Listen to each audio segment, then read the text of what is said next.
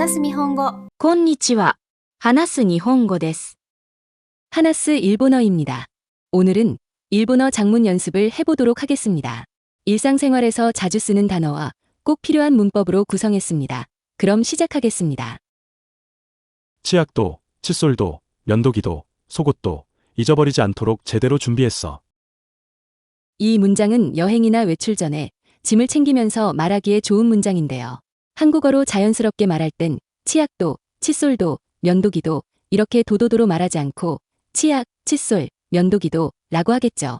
잊어버리지 않도록 제대로 준비했다는 건 빠뜨리지 않고 꼼꼼히 챙겼다고 번역할 수도 있을 겁니다. 가능하면 화면을 잠깐 정지하고 일본어로 바꿔보시면 좋겠습니다.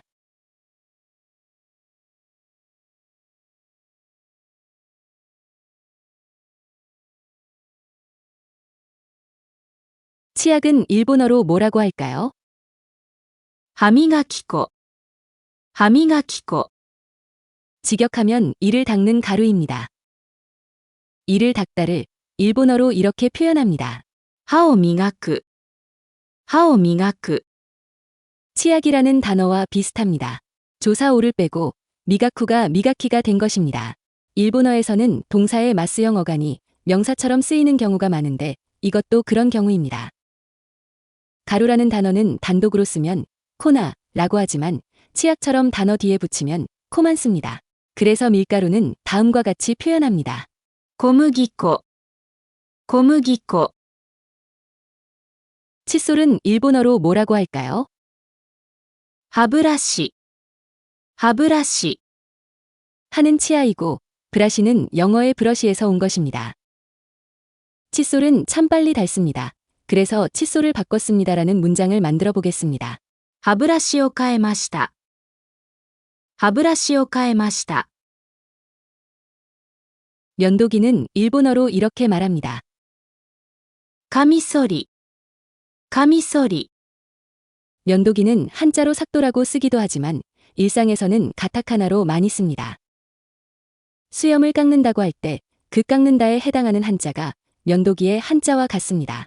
물론 음독과 훈독의 차이가 있어서 발음은 다릅니다. 수염을 깎는다는 것은 이렇게 표현할 수 있습니다. ひげを剃る。ひげを剃る。 그래서 면도기로 수염을 깎는다는 것은 이렇게 표현합니다. カミソリでひげを剃る。カミソリでひげを剃る。 요즘엔 전기 면도기를 많이 씁니다. 電気シェーバー。電気シェーバー。 전기 면도기는 이렇게 표현하고電気를 생략하기도 합니다. 영어의 세이버에서 유래한 단어라는 건 눈치채셨을 겁니다. 일반 면도기보다 전기 면도기가 더 편합니다는 이렇게 표현합니다. カミソリより電気シェーバーの方が楽です。カミソリより電気シェーバーの方が楽です。 속옷은 이렇게 표현합니다. 下着。下着。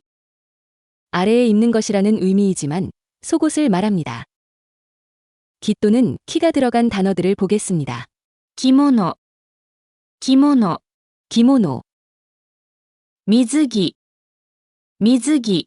수영복, 上着。上着。 겉옷. 무엇도 하면서 명사가 계속 열거되고 있습니다. 이때에는 모두 모를 붙이면 됩니다. 歯磨き粉も、歯ブラシも、カミソリも、下着も。歯磨き粉も、歯ブラシも、カミソリも、下着も。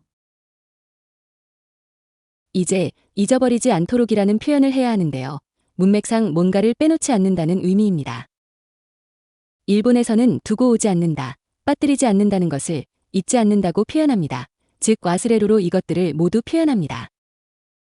동사의 나이형에 요운이를 붙이면 뭐뭐하지 않도록이라는 뜻이 됩니다. 잊지 않도록 메모했습니다는 다음과 같이 표현합니다. 忘れないようにメモしました。忘れないようにメモしました。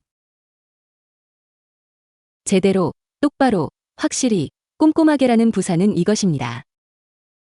ちゃんと。ちゃんと。 상대방이 내 말을 제대로 듣고 있는지 확인할 때 제대로 듣고 있나요? 라고 물을 수 있습니다. ちゃんと聞いていますかちゃんと聞いていますか 비슷한 표현으로는 키친또가 있습니다. きちんと、きちんと、 준비했어는 준비하다의 과거형에 종조사 요를 붙여서 표현합니다. 요는 상대방에게 모르는 걸 알려주거나 자기가 하는 말을 살짝 강조하려고 할 때 쓰는 종조사입니다. 準備したよ。準備したよ。 이제 단어와 문법을 살펴보셨으니 전체를 이어보겠습니다.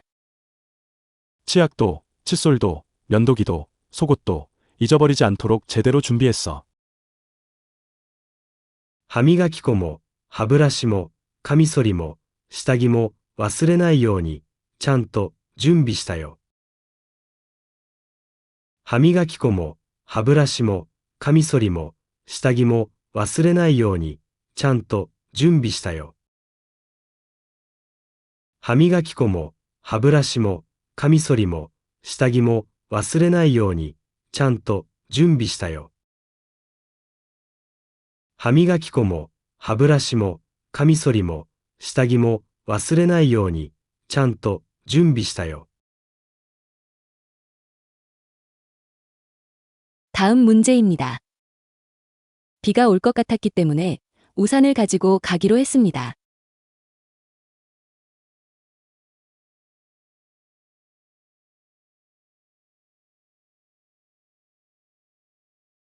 비가 라는 말은 아메가입니다. 비에는 온다, 그친다, 많이 온다 등의 표현이 붙을 수 있습니다. 雨が降ります。 비가 옵니다. 雨が止みました。 비가 그쳤습니다. 雨が強いです。 비가 많이 옵니다. 큰 비와 가랑비는 아메 앞에 각각 클대, 작을소를 써서 표현합니다. 발음에 유의해서 들어보세요. 大雨、大雨、小雨、小雨。 동사의 마스형 어간에 소우다를 붙이면 뭐뭐 할 것 같다라는 뜻이 됩니다. 비가 올 것 같다는 이렇게 표현할 수 있습니다. 雨が降りそうだ。雨が降りそうだ。 그런데 이 문장에서는 비가 올 것 같았다라는 과거형입니다. 비가 올 것 같았다는 이렇게 표현합니다. 雨が降りそうだった。雨が降りそうだった。 비가 올 것 같았다는 이유 때문에 우산을 가지고 가기로 한 것입니다. 앞 문장이 뒷문장의 이유나 원인이 될 때 접속조사로 노대를 쓸 수 있습니다. 회화에서는 노대 대신 까라를 사용할 수도 있습니다. 雨が降りそうだったので。雨が降りそうだったので。 비가 올 것 같았기 때문에. 동사와 이형용사는 보통형에 노대를 붙이면 되지만 나형용사와 명사는 나노대 형태로 접속한다는 것도 알아두시기 바랍니다. 우산은 일본어로 카사라고 합니다. 우산과 관련된 여러 관용적인 표현을 알아두시기 바랍니다. 傘を差す。 우산을 쓰다, 傘を持つ。 우산을 들다, 傘を忘れる。 우산을 잊다, 傘を持っていく。 우산을 가지고 가다. 접이식 우산, 양산, 비 오는 날 쓰는 우산, 이 세 가지를 구분해서 표현하면 다음과 같습니다. 折りたたみ傘。折りたたみ傘。 접이식 우산, 日傘。日傘。 양산, 두 단어 모두 카사가 아니라 가사입니다. 타금이 들어가 있습니다. 雨傘。雨傘。 비 오는 날 쓰는 우산, 아메가사가 아니라 아마가사입니다. 아메는 뒤에 다른 말이 붙으면 이렇게 아마로 발음되기도 합니다. 가지고 간다는 말은 가진다와 간다를 합쳐서 만듭니다. 가지고 간다는 것은 현재 화자의 위치에서 멀어지는 것을 말합니다. 반면에 현재 화자의 위치로 가까워지는 것은 가지고 온다입니다. 가지고 가다와 가지고 오다는 각각 이렇게 표현합니다. 持っていく。持っていく。持ってくる。持ってくる。パスポートを持って行ってください。 여권을 가지고 가주세요. 何を持っていけばいいですか？ 무엇을 가지고 가면 좋습니까? 동사의 기본형에 꽃돈이 스루를 붙이면 뭐뭐 하기로 한다는 표현이 됩니다. 자신이 어떤 행동을 하겠다고 결정하는 것입니다. 外食せずに家で食べることにしました。 외식하지 않고 집에서 먹기로 했습니다. 참고적으로 여기서 세즈니는 뭐뭐하지 않고라고 부정을 나타내는 말입니다. 시나이데라는 말과 같습니다. 꽃돈이 스루와 꽃돈이 나루는 어떤 행동을 하는 것이 누구의 의지인지에 따라 달라집니다. 꽃돈이 스루는 내가 나의 의지로 결정한다는 것이고 꽃돈이 나루는 상황상 그렇게 되어지는 것을 말합니다. 이 문장에 만일을 위해라는 말을 집어넣어서 의미를 좀 더 선명하게 만들 수 있습니다. 念のため、傘を持っていくことにしました。念のため、傘を持っていくことにしました。 이것도 완성된 문장으로 들어보겠습니다. 비가 올 것 같았기 때문에 우산을 가지고 가기로 했습니다. 雨が降りそうだったので、傘を持っていくことにしました。雨が降りそうだったので、傘を持っていくことにしました。雨が降りそうだったので、傘を持っていくことにしました。雨が降りそうだったので、傘を持っていくことにしました。 세 번째 문장입니다. 저의 경험으로 만든 예문입니다. 참으로 사랑하는 사람들은 기다려주지 않습니다. 지금 곁에 있을 때 잘해주시기 바랍니다. 방을 정리하고 있는 사이에 아버지와 함께 찍었던 옛날 사진이 나와서 나도 모르게 눈물이 좀 났습니다.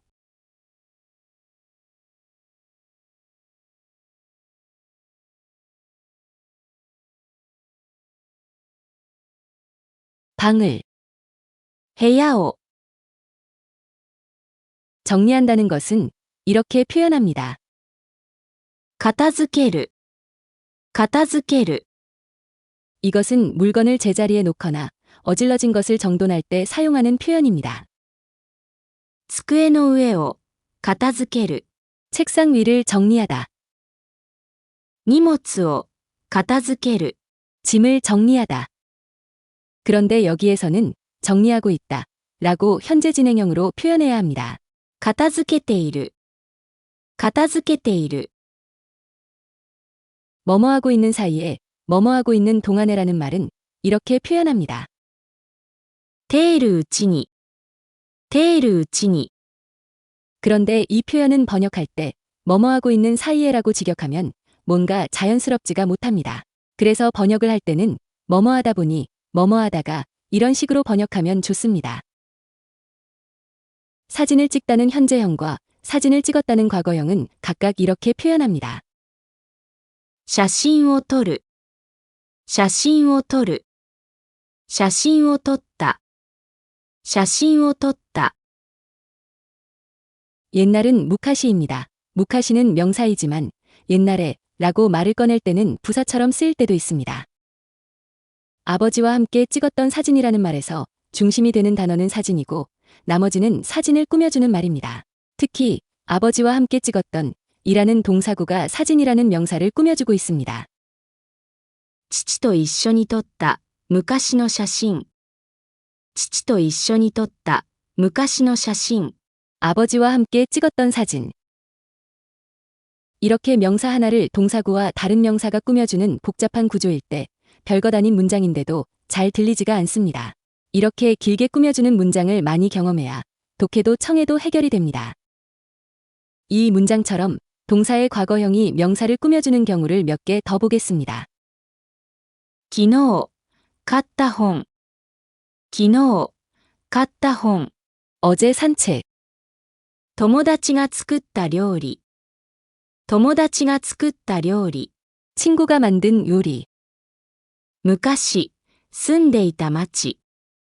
昔、住んでいた町。 예전에 살았던 마을.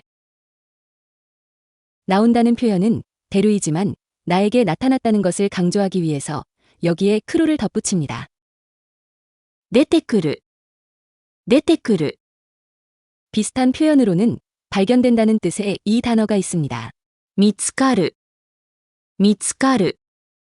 그런데 우리는 단순히 나온다는 게 아니라 나와서 라고 표현해야 하기 때문에 이때 태형을 써야 합니다. 여기서 태형은 앞뒤 문장을 이어주는 역할을 합니다. 태형을 써서 문장을 길게 말하는 연습도 해야 합니다. 나도 모르게 라는 표현은 이렇게 합니다. 思わず、思わず。 나도 모르게 웃어버렸습니다. 라는 말은 이렇게 표현합니다. 思わず笑ってしまいました。思わず笑ってしまいました。 조금, 少し、 한국어와 일본어는 어순이 거의 같지만 종 같은 부사는 위치가 다릅니다. 일본어에서는 조금 눈물이 났습니다. 라고 표현하지만 한국어에서는 눈물이 좀 났습니다. 라고 번역하는 것이 자연스럽습니다. 한국어에서도 눈물이 난다는 말과 운다는 말은 구분합니다. 명확한 구분 기준은 없지만 일반적으로 감정이 북받쳐서 눈물이 고이면 눈물이 난다고 말하고 소리내어 울면 운다고 말합니다. 涙が出る、涙が出る。泣く、泣く。 눈물은 일본어로 나미다입니다.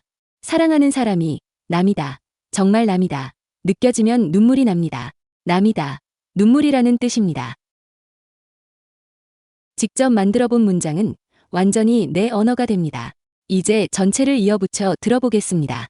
방을 정리하고 있는 사이에 아버지와 함께 찍었던 옛날 사진이 나와서 나도 모르게 눈물이 좀 났습니다.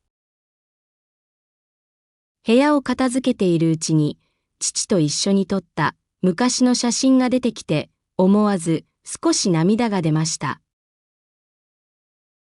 部屋を片付けているうちに、父と一緒に撮った昔の写真が出てきて、思わず少し涙が出ました。部屋を片付けているうちに、父と一緒に撮った昔の写真が出てきて、思わず少し涙が出ました。部屋を片付けているうちに、父と一緒に撮った昔の写真が出てきて、思わず少し涙が出ました。 정말 수고하셨습니다. 장문 영상은 만드는데 시간이 많이 걸리기는 하지만 독해와 청해에도 모두 도움이 될 수 있어서 계속 하려고 합니다. 우리 모두 힘냅시다. 今日もお疲れ様でした。